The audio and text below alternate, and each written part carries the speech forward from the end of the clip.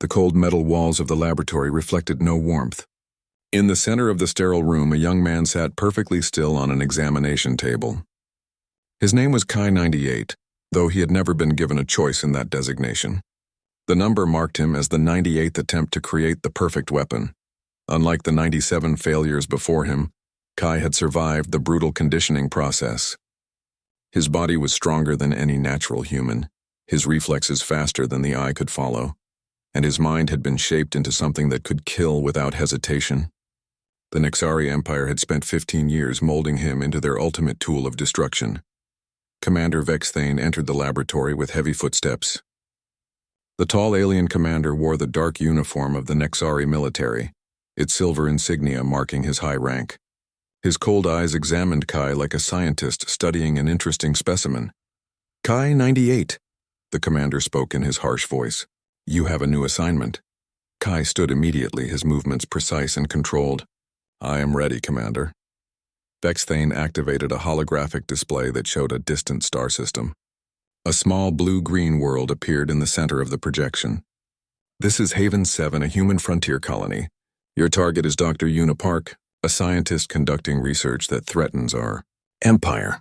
The display zoomed into, show a modest research station on the planet's surface. Dr. Park's photograph appeared alongside technical data about her work. She was a woman in her mid-30s with kind eyes and a gentle smile. To Kai, she was simply another target to be eliminated. Dr. Park is developing quantum field technology, Vexthane continued. Her research could break our monopoly on faster-than-light travel. This cannot be allowed. Kai studied the mission parameters that appeared on the display. The research station was lightly defended with only a few assistants. The planet itself was isolated with no major military presence. It would be a simple operation. You will infiltrate the facility, eliminate the target, destroy all research data, and return to base, the commander ordered. The mission must appear to be an accident. No evidence of Nexari involvement can remain. Understood, Commander, Kai replied. His voice showed no emotion, no curiosity about why this particular human scientist needed to die. Such questions had been conditioned out of him long ago. Vexthane dismissed the hologram and walked closer to Kai. You are our finest weapon, Kai-98. In 15 years of service, you have never failed a mission. Do not start now. I will not fail, Kai stated with absolute certainty. The commander nodded and left the laboratory. Kai remained standing for a moment, processing the mission details. Dr. Una Park would be dead within the week. Her research would be destroyed. The Nexari Empire would maintain its stranglehold on galactic transportation. These were simple facts that required no emotional consideration. Kai made his way to the hangar where his stealth ship waited. The vessel was a masterpiece of Nexari engineering, designed to slip past sensors and deliver its deadly cargo without detection. He had used it dozens of times before to reach his targets across the galaxy. As he performed the pre-flight checks, Kai reflected on his past missions with mechanical precision. The rebel leader on Gamma Centauri who had tried to organize resistance against Nexari rule.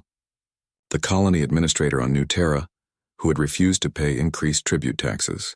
The scientist on Rigel Prime whose atmospheric processors threatened to make planets independent of Nexari terraforming technology. All dead. All forgotten except as entries in Kai's mission log. He settled into the pilot's seat and activated the ship's systems. The engines hummed to life with barely a whisper of sound. Within minutes, he was lifting off from Vex Prime and setting course for Haven 7. The journey through hyperspace took 3 days. Kai spent the time reviewing intelligence reports about his target and her work.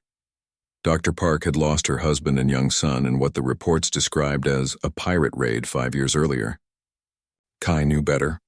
The Nexari had destroyed their transport ship to send a message to other human colonies about the price of independence. The irony was lost on him. He felt no connection between past missions and current circumstances. Dr. Park was simply another target whose removal would serve the Empire's interests. As his ship dropped out of hyperspace near Haven 7, Kai began final preparations. He checked his weapons, confirmed his false identity documents, and reviewed the facility blueprints one final time. The plan was elegant in its simplicity. He would pose as a supply courier, gain access to the research station, locate Dr. Park, and eliminate her quietly. An explosion in the power core would destroy all evidence and make her death appear accidental.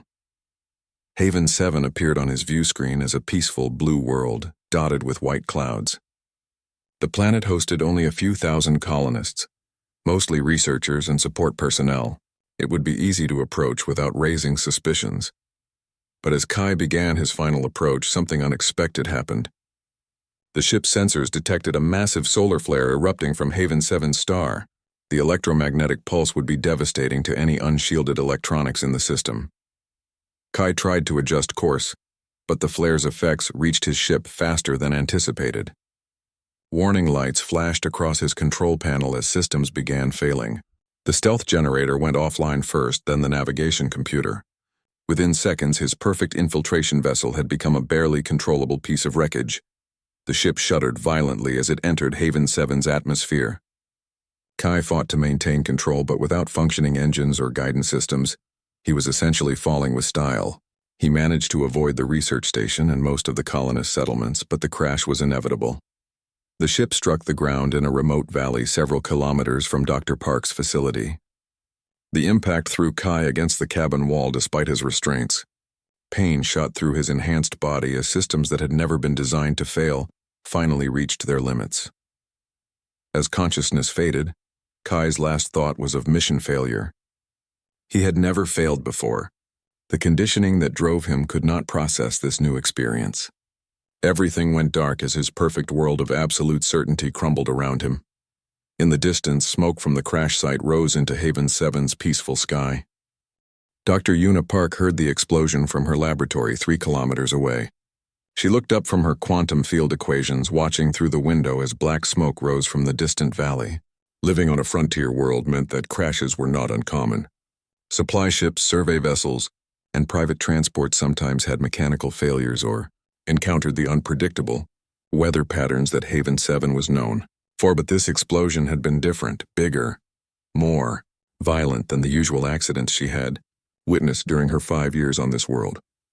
Una saved her work and gathered her emergency medical kit. As the only doctor within 50 kilometers of the crash site, she had a responsibility to help whoever might have survived. She climbed into her ground vehicle and drove toward the smoke, following the rough trail that led into the valley. The journey took nearly an hour over the rocky terrain. When she finally reached the crash site, Una was amazed that anything could have survived the impact. The ship had carved a deep furrow in the ground before slamming into a cluster of boulders. Metal debris was scattered across a wide area, and small fires still burned in several places. She approached carefully, calling out to see if anyone was alive inside the wreckage. Most of the ship's hull had been torn open, making it easy to see inside the twisted cabin. In the pilot's seat, she found a young man slumped forward against his restraints. Una checked his pulse and breathing. He was alive but unconscious, with a serious head injury and several broken ribs. His clothing was unlike anything worn by the colonists or regular supply crews. The material looked expensive and military in design. His equipment was also strange, including weapons that seemed far too advanced for a simple transport pilot. Despite her questions about who this stranger might be, Una's medical training took control. She carefully extracted him from the wreckage, taking care not to worsen his injuries. The man was heavier than he appeared, as if his bones and muscles were denser than normal. She managed to get him into her vehicle and drove quickly back to her research station. The research station had been Una's home for 5 years. It was a modest facility with living quarters, a laboratory, a small medical bay, and enough equipment to support her work on quantum field theory. The building was filled with personal touches that made it feel like a real home rather than just another sterile research facility. Photographs of her late husband and son sat on her desk alongside her scientific instruments. Books, both technical and recreational, filled shelves throughout the main room. Plants that she had coaxed to grow in Haven 7 soil brought life and color to the metal walls. Even her research computers had names, and she often spoke to them as if they were old friends. Una carried the unconscious stranger to her medical bay and began treating his injuries. She cleaned and bandaged his head wound, set his broken ribs, and hooked him up to monitoring equipment. His vital signs were stronger than she expected, and his body seemed to be healing faster than should have been possible.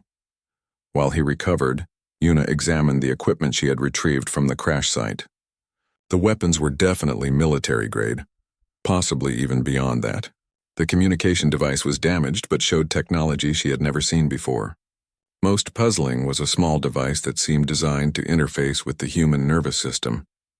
Hours passed before the stranger began to wake up. Yuna was at his bedside when his eyes opened, ready to reassure him and assess his mental state. What she saw in those eyes surprised her. There was intelligence there, but also confusion and something that looked almost like fear. The man tried to sit up quickly, but the pain from his injuries stopped him. He looked around the medical bay with sharp, calculating eyes, as if he was assessing threats and escape routes. His hand moved instinctively toward where his weapon should have been. "Easy," Yuna said gently. "You were in a crash. You're hurt, but you're safe now. My name is Yuna. What's yours?" The stranger stared at her for a long moment. She could see him thinking, processing information in a way that seemed almost mechanical. When he finally spoke, his voice was steady despite his injuries.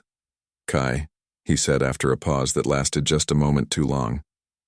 "Well, Kai, you're lucky to be alive," Yuna told him. "That was quite a crash. Do you remember what happened?" Kai's eyes moved around the room again, taking in details. He saw the photographs on Yuna's desk, the books scattered around the room, the plants growing in their containers. Everything about this place seemed foreign to him, as if he had never experienced an environment that felt lived in and personal. "Solar flare," he said simply. "My ship lost power," Yuna nodded. "We had reports of unusual solar activity today. You're fortunate you were able to crash land instead of burning up in the atmosphere." She checked his bandages and monitoring equipment. "You have a concussion and some broken ribs, but nothing life-threatening. You'll need to rest for a few days." "I need to leave," Kai said, trying again to sit up. "I have somewhere to be." "Not with those injuries, you don't," Yuna replied firmly. "Besides, your ship is completely destroyed. You're not going anywhere until we can arrange transport off-world." Kai looked frustrated by this news, but he was too weak to argue effectively. He lay back on the medical bed and closed his eyes. Yuna could see tension in every line of his body, as if resting was something he had never learned how to do properly. "Are you hungry?" she asked. "I was just about to prepare dinner. Nothing fancy, but it's better than emergency rations." Kai opened his eyes and looked at her with genuine puzzlement. "Why are you helping me?" The question seemed to surprise Yuna. "You needed help and I could provide it. That's what people do for each other." "You don't know who I am," Kai pointed out. "I could be dangerous." Yuna considered this for a moment. "Could you be dangerous? Probably. But right now you're hurt and far from home, just like I was when I first came to this world. Someone helped me then, and I'm helping you now." She moved to leave the medical bay, then paused at the door. "I'll bring you some soup in a few minutes.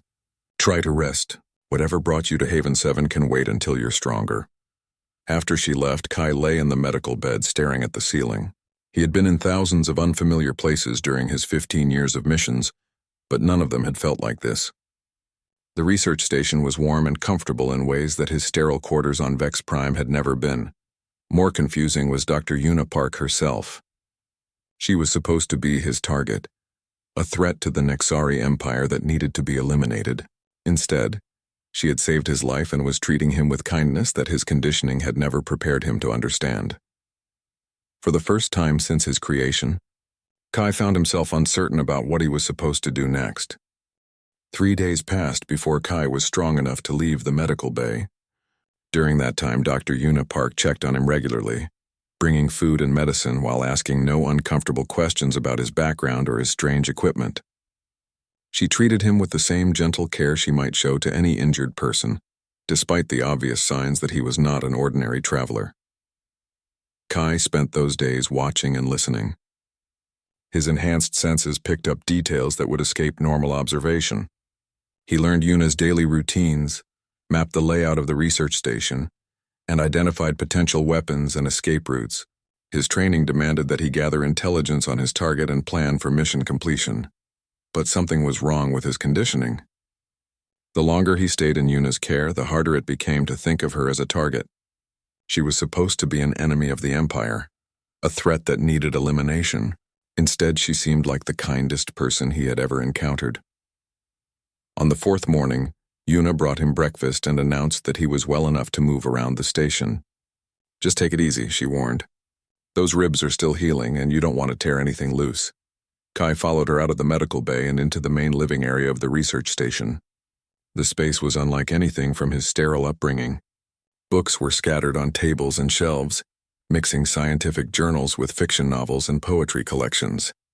Photographs showed Yuna with a man and a young boy, all three smiling at the camera with genuine happiness. "Your family?" Kai asked, pointing to one of the photographs. Yuna's expression grew sad but peaceful. "My husband Day and my son June. They died 5 years ago in a transport accident."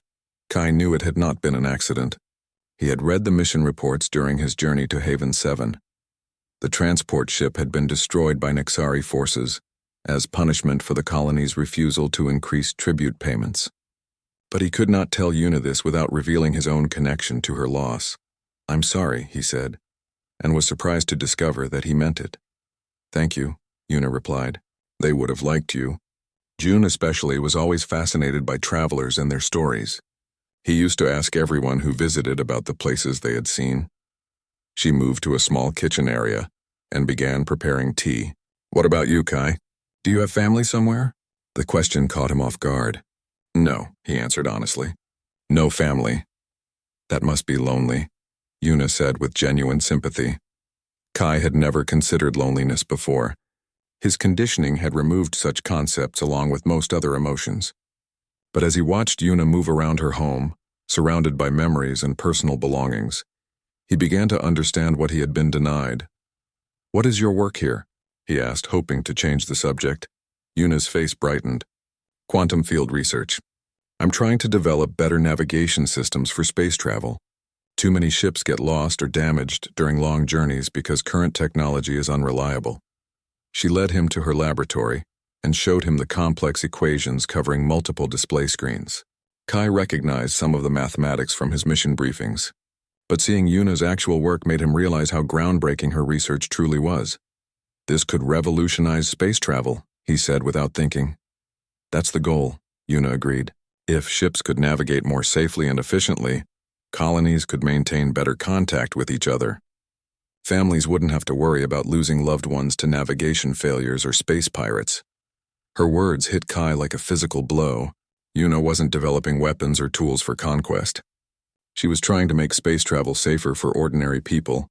Her research would save lives, not destroy them. The Nexari wanted her dead because her work would reduce their control over galactic transportation, not because she posed any military threat. Over the following days, Kai learned more about Yuna's life and work. She had been a professor on Earth before coming to Haven 7, teaching physics to young students who reminded her of her lost son.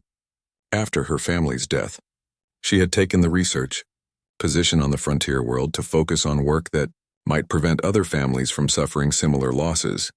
"The hardest part about losing them," she told Kai one evening as they shared dinner, "was feeling helpless. I couldn't save them or protect them. But maybe I can protect others." Kai watched as she fed the small native birds that visited the research station each day. She had learned their feeding patterns and always made sure to leave food for them, even though they served no practical purpose. When she thought no one was looking, she spoke to the photographs of her family, sharing details about her day and her work. Most disturbing to Kai's conditioned mind was how Yuna treated him. She never asked him to leave or questioned his presence. She shared her food, her home, and her stories without expecting anything in return. When he mentioned that he had no money to pay for her medical care, she laughed and said that helping people was not a business transaction. "Besides," she added, "it's nice to have company. This place gets quiet with just me and the computers." As the days passed, Kai's mission parameters became increasingly difficult to follow. He was supposed to eliminate Dr. Park and destroy her research, but every interaction with her revealed new reasons why she deserved to live. She was not a threat to peace or stability. She was trying to make the galaxy a safer place for everyone. Worse, Kai found himself experiencing emotions that his conditioning should have suppressed. When Yuna smiled at something he said, he felt a warmth that had nothing to do with the station's heating system. When she told stories about her lost family, he felt sadness for her pain. When she worked late into the night on her research, he felt admiration for her dedication. These feelings frightened him more than any enemy he had ever faced. They meant his conditioning was failing, that he was becoming something other than the perfect weapon the Nexari had created. But as he watched Yuna prepare food for the birds on another peaceful morning, Kai realized that he did not want to stop these new feelings. For the first time in his existence, he was experiencing what it meant to care about another person's well-being. The mission could wait another day. 2 weeks passed before Kai made his decision. He could no longer pretend to be a simple crash survivor while living in Yuna's home and accepting her kindness. Every day made his deception heavier, like carrying stones in his chest that grew larger with each act of compassion she showed him. The breaking point came when Yuna received a message from a refugee camp on the edge of the system. The camp housed survivors from various colonies that had been attacked by pirates or suffered other disasters. Kai watched as Yuna's face filled with concern while reading the message. "What's wrong?" he asked. "The refugee camp is running low on medical supplies," Yuna explained. "They have sick children and their doctor died last month. I'm the closest medical professional, but I can't leave my research unattended." Without hesitation, Kai offered to help. "I could go. You could give me the supplies and instructions on what to do." Yuna looked surprised. "That's very kind of you, but it's dangerous. The route to the refugee camp passes through areas where pirates sometimes operate." "I can handle myself," Kai assured her. She studied his face for a moment, then nodded. "All right, but be careful. These people have suffered enough already." As Yuna prepared the medical supplies, she told Kai about the refugees. Many had lost everything when their homes were destroyed. Families had been separated. Children had been orphaned. They were trying to rebuild their lives in a place that offered safety but little comfort. "I send them supplies whenever I can," Yuna explained. "It's not much, but every little bit helps." Kai took the supplies and made the journey to the refugee camp. What he found there shook him to his core. Hundreds of people lived in temporary shelters, making the best of a desperate situation. But what horrified Kai was that he recognized this place. 3 years ago, he had participated in the mission that created these refugees. The Nexari had attacked their colony for refusing to surrender a group of political dissidents. Kai had infiltrated their defenses and disabled their communication systems, making it impossible for them to call for help. The attack had been swift and brutal, leaving the colony in ruins. Now he walked among the survivors, handing out medicine and food that Yuna had provided. Children who might have seen their parents killed by his actions looked at him with gratitude. Adults who had lost everything they owned thanked him for bringing hope to their desperate situation. One old woman took his hand as he gave her medication for her grandson. "Thank you for coming," she said with tears in her eyes. "Dr. Park is an angel for sending you. She has saved so many of us." Kai learned that Yuna had been secretly helping the refugee camp for months. She sent medical supplies, food, and technical equipment whenever her own supplies allowed. She had even helped several families reunite with lost relatives by using her communication equipment to send messages across the system. The refugees spoke of Yuna as if she were a saint. They told stories of how her gifts had saved lives and given them hope during their darkest times. Some had never met her personally, but they all knew her name and blessed her for her kindness. Kai returned to the research station carrying more than just empty supply containers. He carried the weight of understanding what his actions had truly meant. For 15 years he had been told that his mission served the greater good, that the people he killed or displaced were threats to peace and order. Now he saw the real results of Nexari policy. Yuna welcomed him back with warm soup and questions about the trip. She wanted to know about the refugees' health, their living conditions, and whether the supplies had been sufficient. Her concern was genuine and immediate, as if their well-being was her personal responsibility. "They're grateful for everything you've done," Kai told her. "They speak of you like you're a hero." "I'm not a hero," Yuna replied with a sad smile. "I just do what I can. When you have the ability to help people who are suffering, you have to try." That night Kai could not sleep. He lay in the guest room that Yuna had prepared for him, staring at the ceiling and fighting with thoughts that his conditioning had never allowed before. The neural implants that controlled his emotions were failing completely, overwhelmed by experiences they had never been designed to handle. For the first time in his existence, Kai felt guilt. Real, crushing guilt for every life he had taken and every family he had destroyed. The refugees' faces haunted him.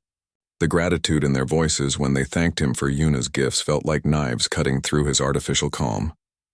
He got up and walked to Yuna's laboratory, where she was working late on her research. She looked up from her equations with a gentle smile. Can't sleep? She asked. Yuna, Kai said, his voice breaking slightly. I need to tell you something. She set down her work and gave him her complete attention. What is it? Kai took a deep breath and made the hardest decision of his life. I'm not who you think I am. I didn't come here by accident. I know, Yuna said quietly. The simple response shocked Kai into silence.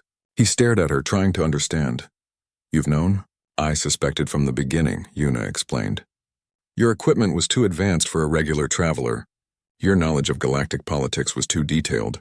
Your reaction when I showed you my research told me everything I needed to know. Then why didn't you turn me in? Why didn't you run? Yuna stood up and moved closer to him. Because I could see that you were struggling with something. Whatever you came here to do, you were having doubts about it. I thought maybe if you stayed long enough, you might choose a different path. Kai felt tears running down his face. Another sensation his conditioning had never allowed. I came here to kill you, Yuna. I'm a weapon created by the Nexari Empire. I've murdered hundreds of people. I've destroyed entire communities. The refugees I helped today are homeless because of missions I completed. Instead of fear or anger, Yuna's face showed profound sadness. Not for herself, but for him. What they did to you is the greatest crime of all, she said softly. They stole your childhood, your choices, your ability to feel human emotions. They turned you into something you were never meant to be. I don't know how to be anything else, Kai whispered. Yuna reached out and took his hands in hers. Yes, you do. You've been showing me for 2 weeks who you really are underneath all that conditioning. You're kind, protective, and capable of great compassion. You can choose to be that person instead of the weapon they made you. Before Kai could respond, an alarm sounded from Yuna's communication equipment. A harsh voice filled the laboratory as Commander Vex Thane's image appeared on the main display. Kai 98, your silence has become unacceptable. You will surrender yourself immediately for mission completion and reconditioning. The commander's cold eyes seemed to look directly at them through the screen. Your target will be eliminated within the hour. Resistance will result in the destruction of this entire world. Kai felt Yuna's hand squeeze his tightly as Nexari warships began to decloak in the sky above Haven 7. The moment Commander Vex Thane's image disappeared from the screen, Kai felt the familiar pull of his neural conditioning trying to reassert control. For 15 years, that voice had been absolute authority in his life. Every instinct created by the Nexari Empire demanded that he surrender immediately and complete his mission. But something had changed deep inside him. The weeks of kindness from Yuna had created new pathways in his mind, connections that his conditioning had never anticipated. When he looked at her standing beside him, her hand still holding his despite knowing what he was, Kai realized that he had found something worth protecting. I won't let them hurt you, he said, his voice steady with newfound determination. How many ships? Yuna asked, moving quickly to her sensor equipment. Kai checked the readings and felt his enhanced combat training analyze the situation automatically. 12 warships, 300 soldiers. They're preparing to send down assault teams, and can we escape? Not in any normal way, Kai replied. But your quantum field research. Could we use it to hide the entire research station? Yuna's eyes widened as she understood what he was suggesting. The theory is sound, but I've never tested it on anything larger than small objects. The power requirements would be enormous. What would happen if it worked? We would phase shift out of normal space, Yuna explained rapidly while pulling up her research files. To outside observers, this entire area would appear to explode and disappear, but we would actually be hidden in a quantum shadow, slightly out of sync with reality. And if it doesn't work, we die in a very spectacular explosion. Kai nodded grimly. Better than surrendering to the Nexari. Working together, they began modifying Yuna's quantum field generator. The device had been designed for small-scale experiments, but her research included theoretical plans for larger applications. They had perhaps 30 minutes before the Nexari assault teams reached the surface. As they worked, Kai made a decision that would permanently sever his connection to his creators. He found the neural control implant behind his left ear and began carefully removing it with surgical tools from Yuna's medical bay. What are you doing? Yuna asked, looking up from her calculations. Breaking my chains, Kai replied, gritting his teeth against the pain. As long as this implant remains active, the Nexari can override my decisions and force me to complete the mission. The removal process was agonizing. The implant had grown into his nervous system over 15 years, becoming part of his brain chemistry. But Kai endured the pain knowing that freedom required sacrifice. When he finally extracted the device, he felt a profound sense of liberation mixed with terror. For the first time in his existence, he was truly free to make his own choices. "I need you to destroy this," he told Yuna, handing her the bloody implant. "Use your plasma torch." Yuna took the device and incinerated it without hesitation. As the implant burned, Kai felt the last vestiges of his conditioning disappear. The constant background hum of control signals that had guided his thoughts for his entire life went silent. "How do you feel?" Yuna asked, terrified, Kai admitted. "And free." They returned to work on the quantum field generator. Yuna handled the complex mathematics while Kai used his enhanced strength to modify the power systems and install additional field projectors around the research station. Their time was running out as Nexari dropships entered the atmosphere. "The calculations are ready," Yuna announced. "But Kai, you need to understand something. If this works, we'll be trapped here together. The quantum field will hide us, but we may never be able to leave." Kai looked at her. This woman who had shown him kindness when she could have turned him away, who had offered him hope when he had never known it existed. The thought of spending the rest of his life with her did not frighten him. It filled him with something he was only beginning to recognize as happiness. "Then we'll make a life here," he said. "Together." Yuna smiled and activated a modified field generator. Energy began building in the quantum coils as Nexari soldiers appeared on the horizon.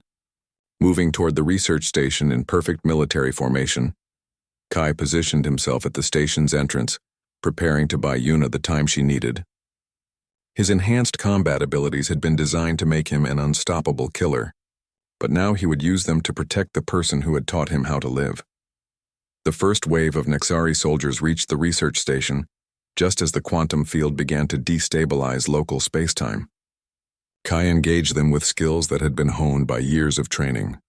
But this time his purpose was entirely different. Instead of killing efficiently, he fought to delay and confuse, drawing their attention away from Yuna's work. Field charging at 60%, Yuna called out over the sound of weapons fire.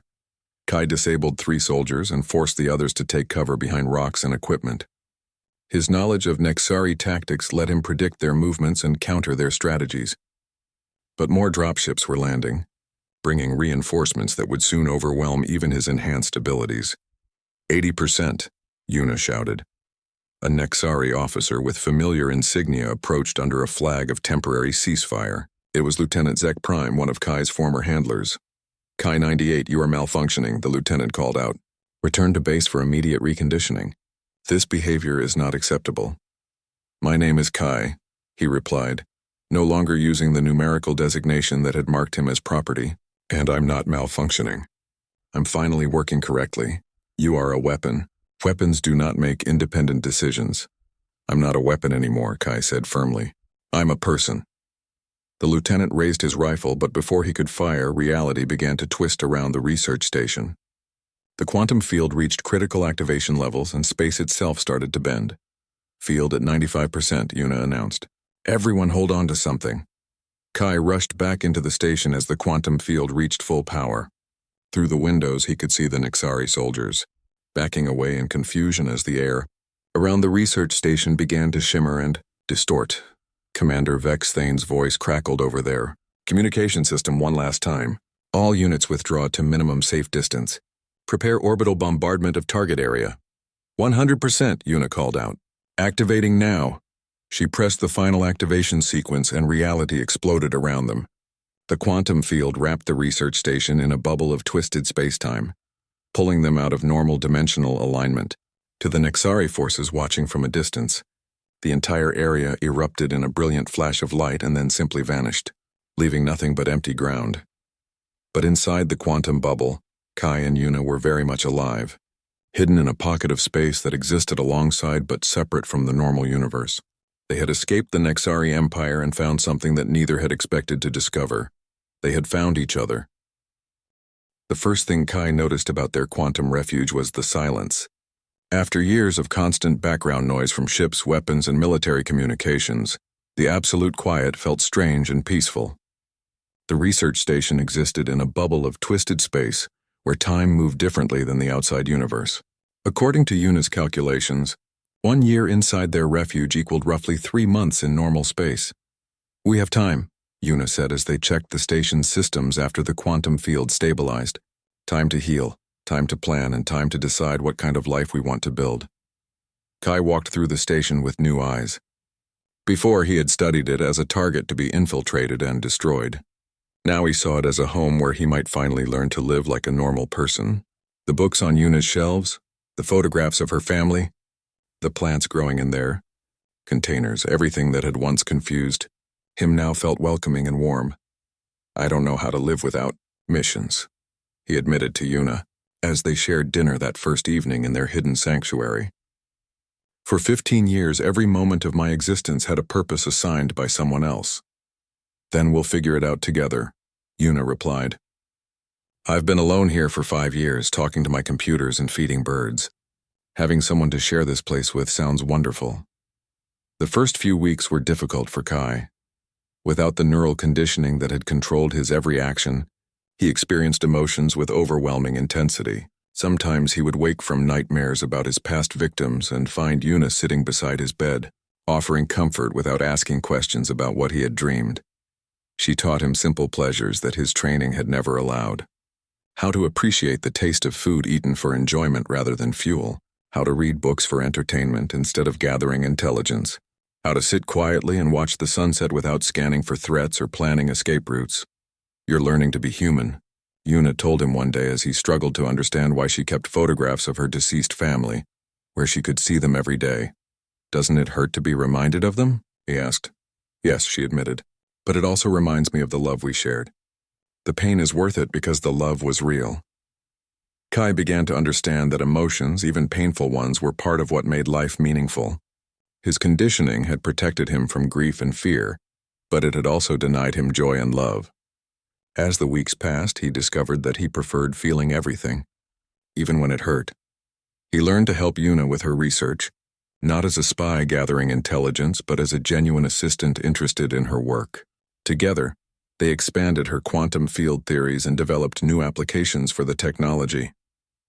Kai's enhanced mental abilities, freed from their original purpose, proved remarkably helpful for complex calculations. "Your mind is incredible," Yuna told him as they worked on equations that could revolutionize space travel. "The Nexari created something amazing when they enhanced your intelligence. It's tragic that they wasted it on destruction. They also worked to improve their refuge." Kai used his enhanced strength to expand the research station, adding new rooms and better equipment. They created a workshop where he could build furniture and tools, discovering that his hands, once trained only to kill, could also create beautiful and useful things. Yuna taught him to care for the plants that brought life and color to their metal home. She showed him how to prepare different types of food, how to maintain the station's systems, and how to find joy in simple tasks like cleaning and organizing. These mundane activities, so different from the life and death missions of his past, became sources of deep satisfaction. As months passed, their relationship deepened beyond friendship. Kai had never experienced romantic love, but Yuna's patience and understanding helped him navigate these new feelings. She never pressured him or demanded more than he was ready to give. Instead, she let their connection grow naturally, like the plants they tended together. "I love you," Kai told her one evening, as they watched the strange stars visible through their quantum field. "I don't fully understand what that means, but I know I want to spend whatever time we have protecting you and making you happy." "I love you too," Yuna replied, taking his hand. "You've become the family I thought I'd lost forever." They talked often about the outside universe and the people they had left behind. Yuna worried about the refugees she could no longer help. Kai wondered if other weapons like himself might someday have the chance to choose freedom over programming. "Your quantum field research could do more than hide us," Kai suggested during one of these conversations. "It could hide entire worlds. Colonies could step outside the Nixari Empire's reach without having to fight." Yuna's eyes lit up with possibility. A peaceful revolution. Instead of destroying the Empire through war, we could simply make their targets disappear. They began developing plans for what they might do when they eventually returned to normal space. Kai's knowledge of Nixari operations combined with Yuna's revolutionary technology could offer hope to oppressed peoples across the galaxy. but they would need to be careful and patient. 2 years passed in their quantum refuge before they felt ready to take action. Kai had learned to control his enhanced abilities and channel them toward protection rather than destruction. Yuna had perfected her quantum field technology and developed portable versions that could hide entire settlements. "Are you ready to face the universe again?" Yuna asked as they prepared to lower the quantum field and return to normal space. "With you, I'm ready for anything," Kai replied. They had entered the quantum refuge as a fleeing assassin and his intended victim. They emerged as partners united by love and a shared purpose. Kai was no longer the perfect weapon the Nexari had created. He had become something far more dangerous to tyranny, a protector armed with hope and the power to make it real. But before they could begin their mission to liberate the galaxy, they needed to discover what had happened in the outside universe during their absence.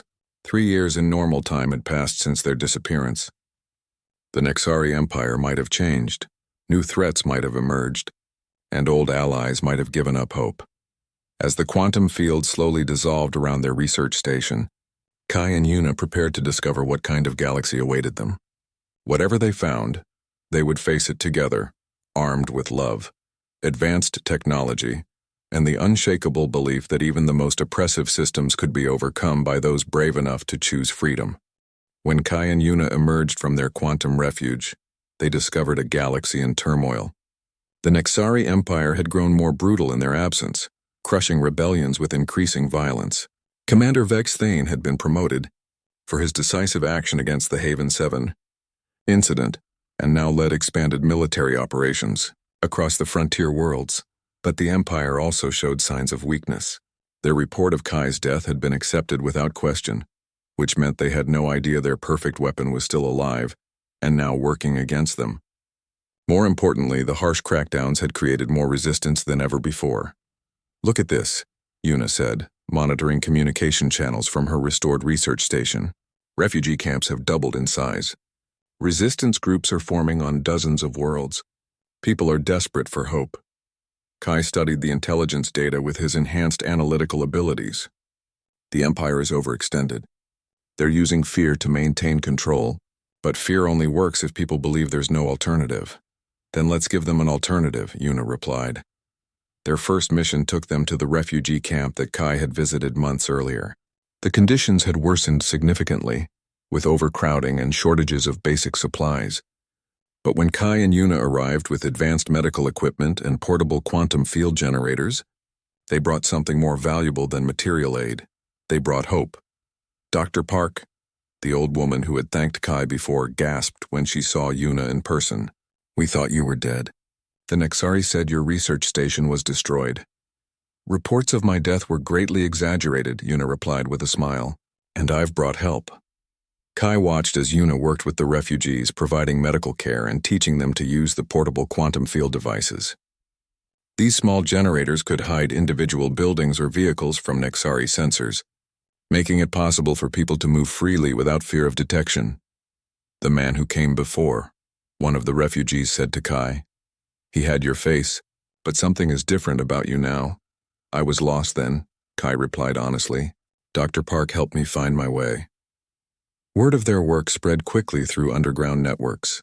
Resistance leaders from across the sector began requesting meetings, hoping to obtain the quantum field technology for their own operations. But Kai and Yuna had learned to be careful about who they trusted. Their second major mission brought them face to face with another weapon like Kai. Jin 47 was a younger model, sent to eliminate a rebel leader on the mining world of Kepler Station. But when Kai intercepted the mission, he offered Jin something the Nexari had never provided. "You have a choice," Kai told the confused assassin. "You can complete your mission and remain a slave forever, or you can choose freedom and help protect innocent people." Jin looked exactly as Kai had months earlier, cold, efficient, and completely controlled by neural conditioning. But Kai saw something else in the younger weapon's eyes. Doubt, confusion, the first cracks in his programming. "I am a weapon," Jin said, repeating his conditioning. "Weapons do not choose." "I thought the same thing," Kai replied. "But I was wrong. Watch." Instead of fighting Jin or trying to stop him by force, Kai demonstrated another way. He used his abilities to protect the civilians that Jin had been sent to eliminate. showing the younger weapon how enhanced abilities could preserve life rather than destroy it. The sight of Kai using identical training and capabilities for protection rather than murder created cognitive dissonance that Jin's conditioning could not resolve. When local resistance fighters offered to help Jin remove his neural implants, he accepted. "It hurts," Jin said as the control devices were extracted from his nervous system. "Freedom is worth the pain," Kai assured him. One by one, other weapons began to defect. Each success made the next rescue easier, as former assassins helped locate and free their replacements. The Nexari Empire found itself facing a crisis they had never anticipated. Their perfect weapons were choosing to become protectors. But the Empire's response was predictable. Commander Vexthane launched a massive offensive aimed at Earth itself, humanity's homeworld. His strategy was simple: destroy the heart of human resistance and prove that compassion was a weakness that led only to destruction. "They're bringing everything they have," Kai reported as Nexari fleets assembled for the assault on Earth. 300 warships, 50,000 soldiers, and at least 20 weapons like I used to be. "Then we'll bring everything we have too," Yuna replied. The defense of Earth became a test of everything Kai and Yuna had learned about the power of choice over conditioning. Instead of meeting the Nexari fleet with weapons and violence, they surrounded Earth with a network of quantum field generators that made the entire planet flicker in and out of normal space. When the Nexari weapons were deployed to the surface, they found themselves facing not armies but individuals, offering them the same choice that had once been given to Kai. Former weapons, like Jin, worked alongside human volunteers to show their replacements that there was another way to live. The battle for Earth was won not through superior firepower, but through the revolutionary idea that everyone deserved the chance to choose their own destiny. Nexari soldiers, seeing their former weapons transformed into protectors and witnessing genuine communities built on cooperation rather than fear, began to lay down their arms. Commander Vexthane, faced with the collapse of everything he believed in, made a desperate final assault on the research station where Kai and Yuna coordinated the defense. But he found himself confronting not just his former weapon, but dozens of defectors who had chosen protection over destruction. "You were created to serve the Empire," Vexthane shouted at Kai as his forces surrendered around him. "You are malfunctioning." "No," Kai replied calmly.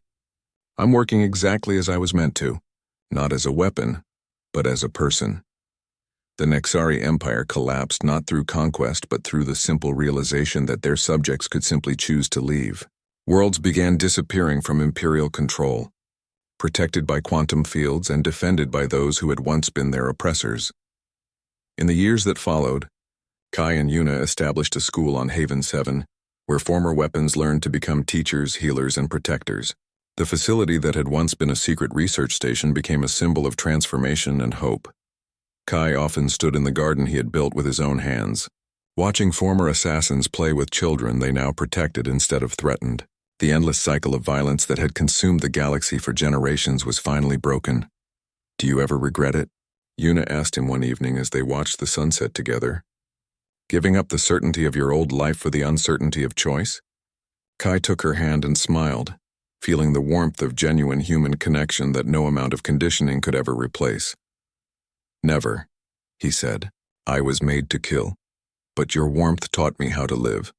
The man who had once been the perfect weapon had become something far more powerful, proof that even the darkest programming could be overcome by the revolutionary force of human kindness. And in a galaxy where hope had seemed impossible, that proof changed everything.